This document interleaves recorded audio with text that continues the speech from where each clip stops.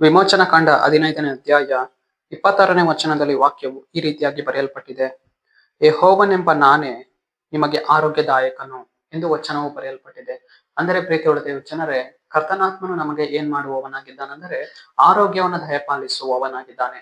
ನಮ್ಮ ಜೀವಿತದಲ್ಲಿ ಕರ್ತನ ಆರೋಗ್ಯವನ್ನು ಕೊಡುವವರಾಗಿದ್ದಾರೆ. ನಮ್ಮ ಕುಟುಂಬದಲ್ಲಿ ಕರ್ತನ ಆರೋಗ್ಯವನ್ನು ದಯಪಾಲಿಸುವವರಾಗಿದ್ದಾರೆ. ಇವತ್ತು ನೋಡುವಾಗ ಲೋಕದಲ್ಲಿ ಅನೇಕ ವಿಧವಾದಂತಹ ಮರಣಕರವಾದಂತಹ ರೋಗ ಬಾಧೆಗಳು ಅದು ನಮ್ಮನ್ನು ಏನ್ ಮಾಡುವಂತದಾಗಿದೆ, ಹೋರಾಡಿಕೊಂಡಿರುವಂತದಾಗಿದೆ. ಆ ಎಲ್ಲಾ ಸಮಯಗಳಲ್ಲಿಯೂ ಕರ್ತನು ನಮಗೆ ಏನ್ ಮಾಡುವವನಾಗಿದ್ದಾನೆ, ಆರೋಗ್ಯವನ್ನು ದಯಪಾಲಿಸುವವನಾಗಿದ್ದಾನೆ. ಪೇತ್ರನ ಅತ್ತಿಗೆ ಆಕೆ ಜ್ವರದಿಂದ ಬಳಲಿ ಮಲಗಿಕೊಂಡಿರುವಾಗ ಯೇಸು ಸ್ವಾಮಿ ಆಕೆಯನ್ನು ಏನ್ ಮಾಡುವವರಾಗಿದ್ದಾರೆ ಅಂದರೆ ಗುಣಪಡಿಸುವವರಾಗಿದ್ದಾರೆ, ಸ್ವಸ್ಥ ಮಾಡುವವರಾಗಿದ್ದಾರೆ.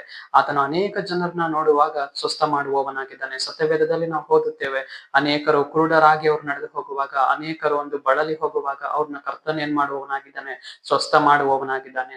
ರಕ್ತ ಕುಸುಮ ರೋಗಿಯನ್ನ ದೇವರು ಏನ್ ಮಾಡುವವರಾಗಿದ್ದಾರೆ, ಗುಣಪಡಿಸುವವರಾಗಿದ್ದಾರೆ. ಇವತ್ತು ನಮ್ಮ ಜೀವಿತದಲ್ಲಿಯೂ ಕೂಡ ಅನೇಕ ವಿಧವಾದಂತಹ ಬಾಧೆಗಳು, ಅನೇಕ ವಿಧವಾದಂತಹ ರೋಗ ವ್ಯಾಧಿಗಳು ಇವತ್ತು ನಮ್ಮನ್ನ ಏನ್ ಮಾಡುವಂತದಾಗಿದೆ, ನಮ್ಮ ಶರೀರವನ್ನ ಬಾಧಿಸುವಂತದಾಗಿದೆ. ಆಗ ನಾವು ಅಂದುಕೊಳ್ತೇವೆ, ಈ ನನ್ನ ಶರೀರದಲ್ಲಿರುವಂತಹ ಈ ರೋಗ ಬಾಧೆ ಇದು ನನ್ನ ಬಿಟ್ಟು ಹೋಗೋದಿಲ್ಲವೋ, ಇದು ಯಾಕೆ ನನ್ನನ್ನು ಬಾಧಿಸ್ತಾ ಇದೆ ಅಂತಂದೇಳಿ ಅನೇಕವಾರ್ತಿ ನಾವು ಯೋಚಿಸುತ್ತೇವೆ.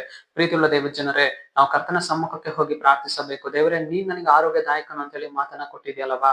ದೇವರೇ, ನೀನ್ ನನ್ನ ಜೀವಿತದಲ್ಲಿ ಆರೋಗ್ಯನ ದಯಪಾಲಿಸು. ನನ್ನ ಜೀವಿತದಲ್ಲಿರುವಂತಹ ಎಲ್ಲ ವಿಧವಾಗಿರುವ ರೋಗ ವ್ಯಾಧಿಗಳನ್ನ ನೀನು ತೆಗೆದಾಕು. ನನ್ನ ಜೀವಿತದಲ್ಲಿರುವಂತಹ ಎಲ್ಲ ಕಾಯಿಲೆಗಳನ್ನು ತೆಗೆದಾಕು. ನನ್ನನ್ನು ಗುಣಪಡಿಸು ಸ್ವಾಮಿ ಅಂತ ಹೇಳುವಾಗ ಕರ್ತನು ನಮ್ಮನ್ನು ಏನ್ ಮಾಡುವವನಾಗಿದ್ದಾನೆ, ಗುಣಪಡಿಸುವವನಾಗಿದ್ದಾನೆ.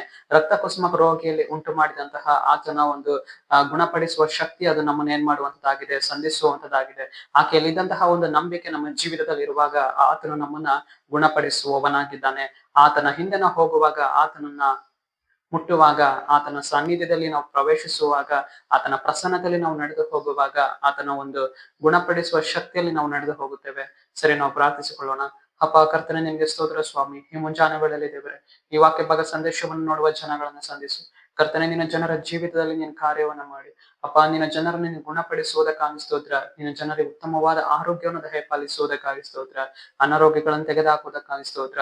ನಜರೇತಿನ ಯೇಸು ಕ್ರಿಸ್ತನ ಹೆಸರಿನಲ್ಲಿ ತಂದೆಯೇ, ಆಮೆನ್, ಆಮೆನ್.